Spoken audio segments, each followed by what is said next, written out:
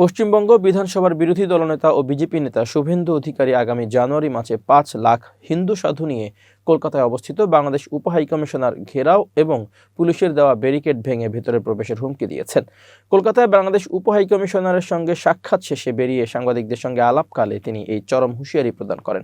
শুভেন্দু দাবি করেন, বাংলাদেশে সনাতন ধর্মাবলম্বীদের উপর কথিত নির্যাতন ও নৃশংসতা বন্ধ না হলে তারা আর নীরব দর্শক হয়ে বসে থাকবে না। গত সপ্তাহেও বিজেপি ও বিভিন্ন হিন্দুত্ববাদী সংগঠন উপহাইকমিশন অভিমুখে অভিযান চালানোর চেষ্টা করলে পুলিশ লাঠিচার্জ ও ব্যারিকেড দিয়ে তা ব্যর্থ করে দিয়েছিল। তবে এবার বড় ধরনের জমায়েত নিয়ে সেই নিরাপত্তা বলয় গুঁড়িয়ে দেওয়ার হুমকি দিলেন এই বিজেপি নেতা। শুভেন্দু অধিকারী উপহাইকমিশনারের কাছে তার দাবিনামা পেশ করার পর জানান যে বাংলাদেশে প্রায় 2 লাখ হিন্দু নাগরিক যদি সমস্যার সম্মুখীন হন তবে তার প্রভাব পশ্চিমবঙ্গেও পড়বে।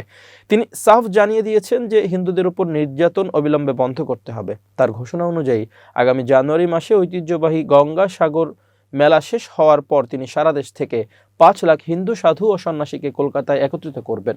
এই বিশাল জনবল নিয়ে তিনি উপহাইকমিশনারের সামনে পুলিশের দেওয়া সকল বাধা ও ব্যারিকেড ভেঙে ভেতরে প্রবেশ করবেন বলে হুঁশিয়ারি দিয়েছেন। তার এই বক্তব্যকে কেন্দ্র করে কলকাতার পার্ক সার্কাস এলাকায় অবস্থিত বাংলাদেশ উপহাইকমিশন সংলগ্ন নিরাপত্তা ব্যবস্থায় নতুন করে উদ্বেগ তৈরি হয়েছে। সাম্প্রতিক এই উত্তেজনার মূলে রয়েছে চলতি মাসে বাংলাদেশের ময়মনসিংহের ভালুকায় দীপু দাস নামে এক যুবকের নৃশংস হত্যাকাণ্ড। পুলিশ জানিয়েছে, একটি পোশাক কারখানায় কাজের অভ্যন্তরীণ দ্বন্দ্বের জেরে দীপুকে পিটিয়ে হত্যার পর তার মরদেহ পুড়িয়ে দেওয়া হয়েছিল।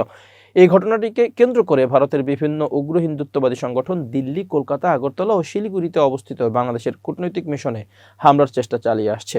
এর প্রতিবাদে এবং নিরাপত্তার স্বার্থে ইতিমধ্যে ভারতীয় নাগরিকদের জন্য ভিসা প্রদান অনির্দিষ্টকালের জন্য স্থগিত করে দিয়েছে বাংলাদেশ সরকার। এই পরিস্থিতির মধ্যে শুভেন্দু অধিকারীর এমন উস্কানিমূলক বক্তব্য দুই দেশের কূটনীতিক ও সীমান্ত সম্পর্কে নতুন করে টানাপোড়েনের সৃষ্টি করতে পারে বলে ধারণা করা হচ্ছে।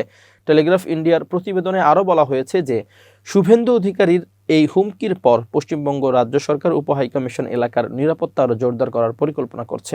আন্তর্জাতিক নিয়ম অনুযায়ী যে কোনো দেশের কূটনৈতিক মিশনের নিরাপত্তা নিশ্চিত করা স্বাগতিকরা দেশের দায়িত্ব।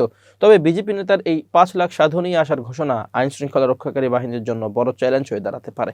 বাংলাদেশের পক্ষ থেকে ইতিমধ্যে এই ধরনের হুমকির বিষয়ে গভীর উদ্বেগ প্রকাশ করা হয়েছে এবং ভারতীয় কর্তৃপক্ষকে ভিয়েনা কনভেনশন অনুযায়ী সর্বোচ্চ নিরাপত্তা নিশ্চিত করার আহ্বান জানানো হয়েছে।